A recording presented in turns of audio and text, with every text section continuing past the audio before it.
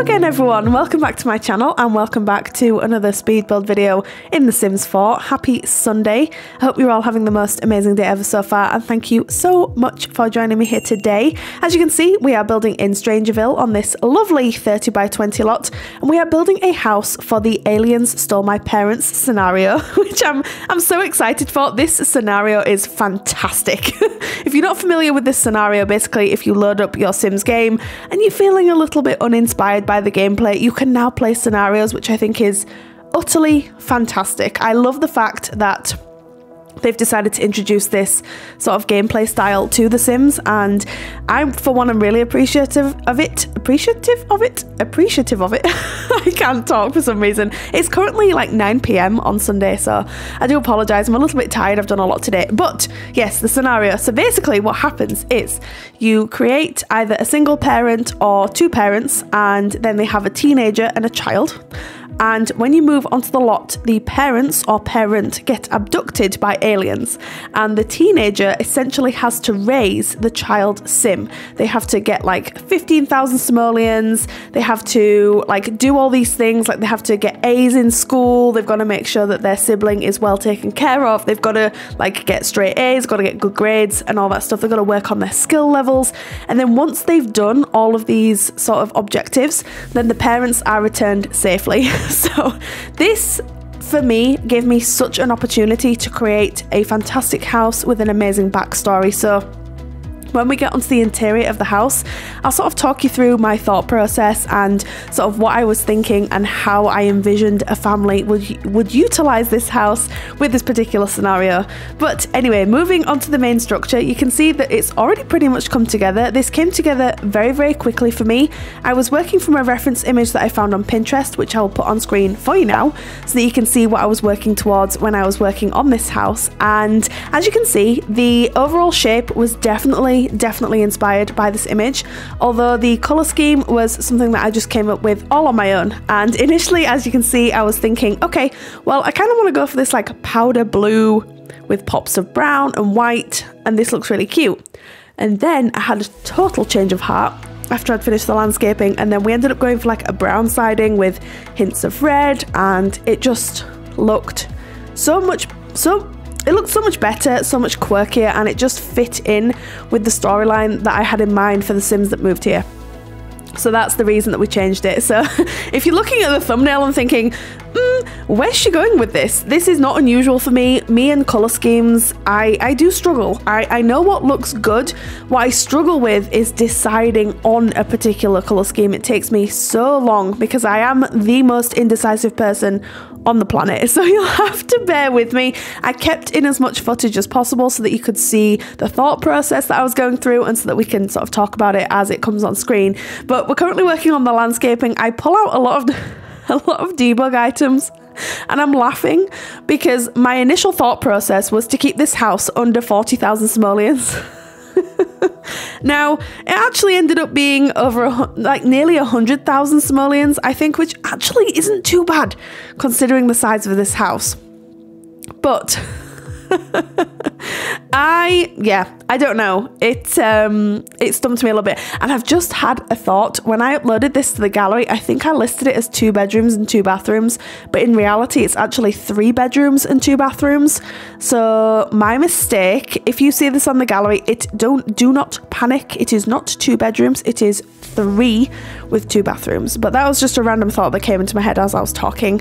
Anyway, the exterior's pretty much come together, the landscaping has pretty much come together as well, and in just a moment we will be going in and having a tweak of the colour scheme. As much as I like this, I think it looks really cute and really nice, it's just not popping enough for me. It's not quite saying what I want it to say, and so that's why I ended up changing the colour scheme. And then we had some like roofing decoration pieces. We changed the shape of these, like, I don't know what you would call those roofs.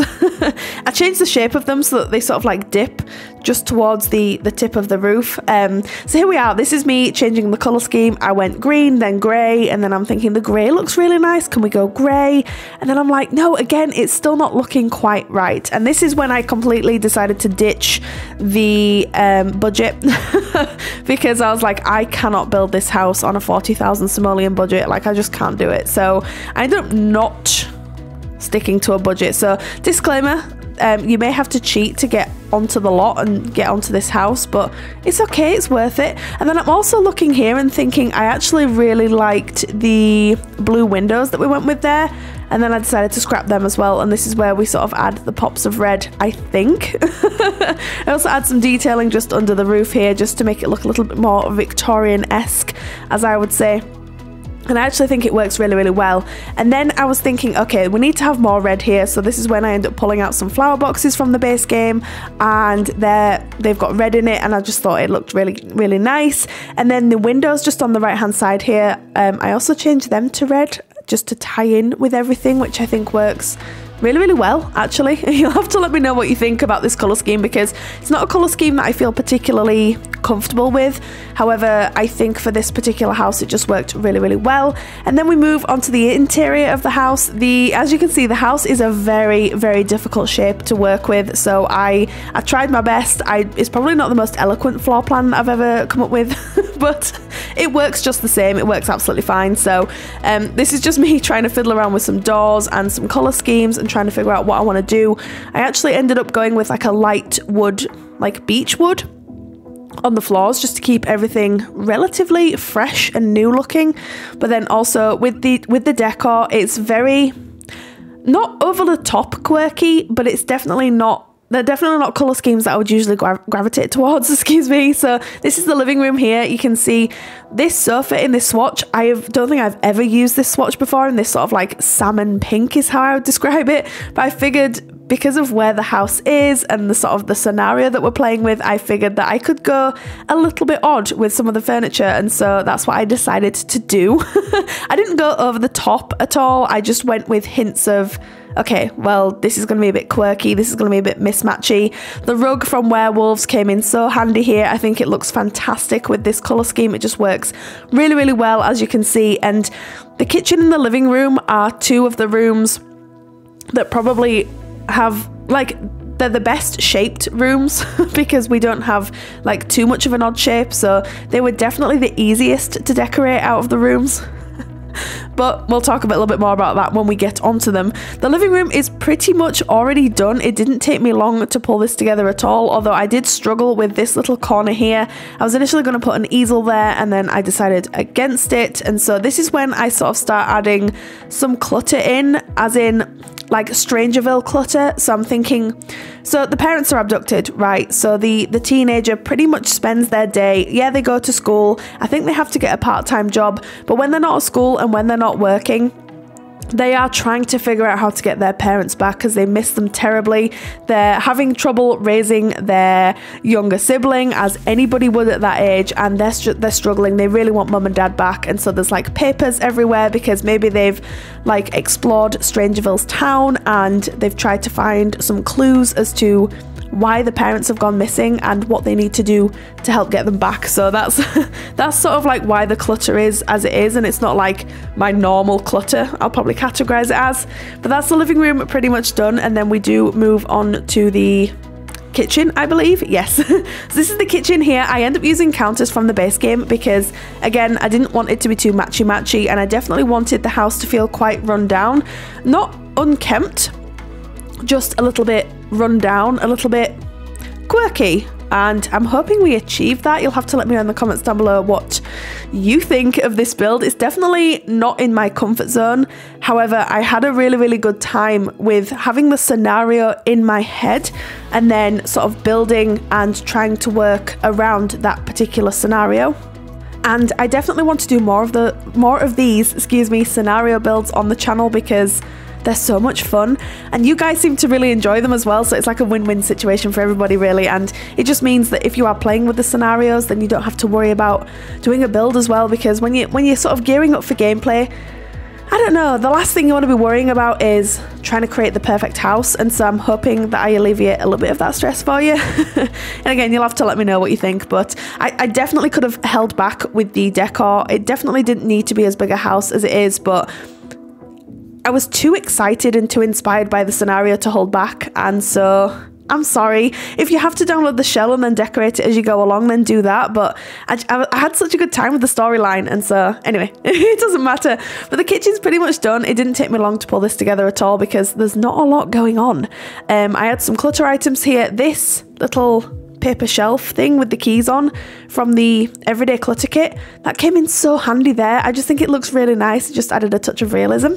So with this awkward space here, I decided to add this desk from StrangerVille, and I believe, if I'm correct, which I'm probably not, because the last time I played with StrangerVille was like years ago when it first came out, and I don't remember using this item, but I think like it helps Sims like listen in on certain things. Like I don't know whether it's actual aliens or whether it's like radio signals. Anyway, so that's what I did with that space there. This space here is basically just like a clutter place that maybe the teenager, like they've gone out about town and they've collected some items that they can use as like evidence, and this is basically the room that they use to store the items in, because I was thinking I don't really know what to do here. I could have turned it into a home office, absolutely I could, but I just thought it was a little bit more fun to sort of add this into the storyline here, and I just think it works a little bit better. I also add some blinds in the window because I figured, like, I know your Sims can't pull the blinds down, but I'm thinking like with realism and stuff, like you wouldn't want people peeking into your room, because the thing is, if your parents have been abducted by aliens, then it's not going to take long for people to question what's going on. They'll be like, well, I haven't seen their parents for a while, like where are they, what's going on? And then, you know, if you're wandering about town acting a bit shifty and you're trying to collect evidence and stuff, people are going to start asking questions. So I figured while the teenager and while the child are in the house, they probably draw the curtains and draw the blinds and conduct their research, probably at night time and probably with the blinds and curtains closed. So that was my thought process with the downstairs area. And now we've moved on to the upstairs. This is where the 3 bedrooms and 2 bathrooms are. One of them is an ensuite off the main bedroom, and then the other is the main bathroom. So this is the ensuite bathroom. It takes me about 2 seconds to put this together because it's a really, really weird shape and there's not much space. There's not much I could have done with this, so that's that pretty much done. And then we move on to the main bathroom here, which is a lot bigger, but because it's the main bathroom for the house, I figured that was kind of okay. And when I do bathrooms that are this big, I always get really scared because I'm like, there's so much space, like what do I do with all of this space?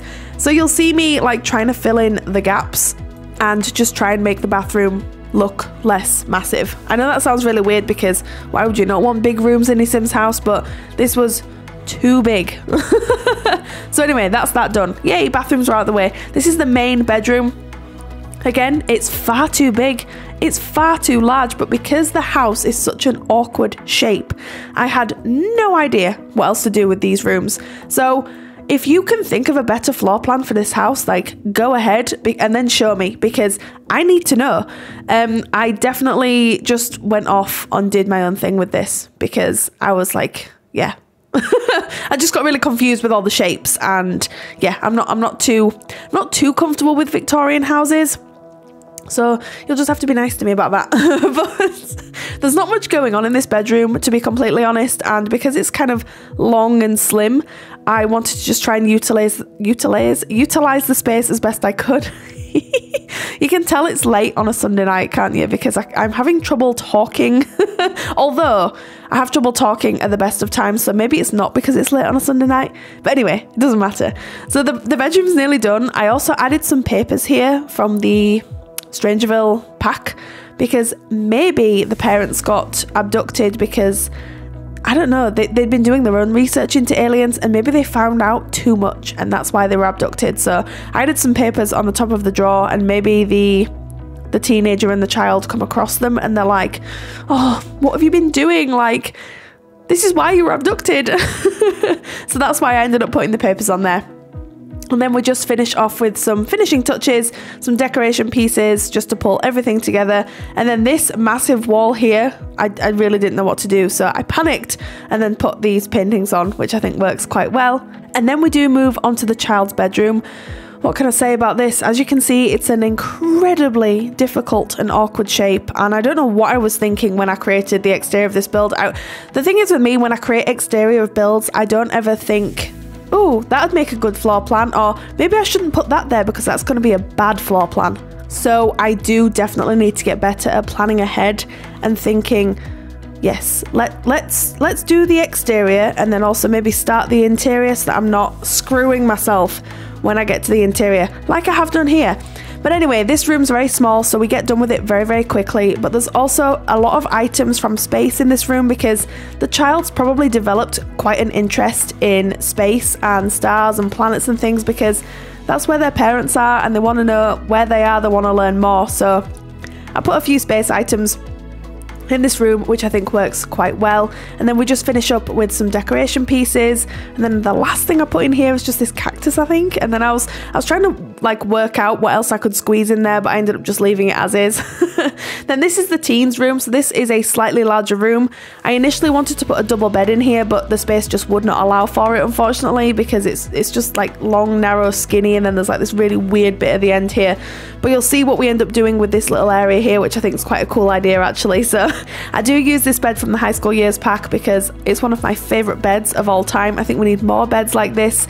Yes, please. I love this bed so much. I also like the fact that it comes in a double bed swatch as well, because if you know me, you know that I love that bed so much. So then we end up adding some alien posters on the wall. We clutter up this chest of drawers, I suppose you could call it here. We add some papers from StrangerVille again because this sim has been doing extensive research into the abduction of their parents.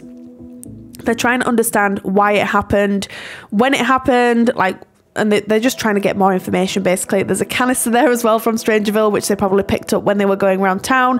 Some more clutter just to add some more mess. And then this is where we add the desk with the computer on. So they probably use this to write blogs or like article posts or just to do research into alien abduction is what I was trying to say. But that is pretty much it for this video. So I really hope you enjoyed this. You can get this house from the gallery right now. My origin ID is RachelPedd. Tray files, as always, are linked down in the description box below. You can get them for free from SimFileShare. But thank you so much everyone for joining me here today. You all take care and I will see you next time I post a video. Bye!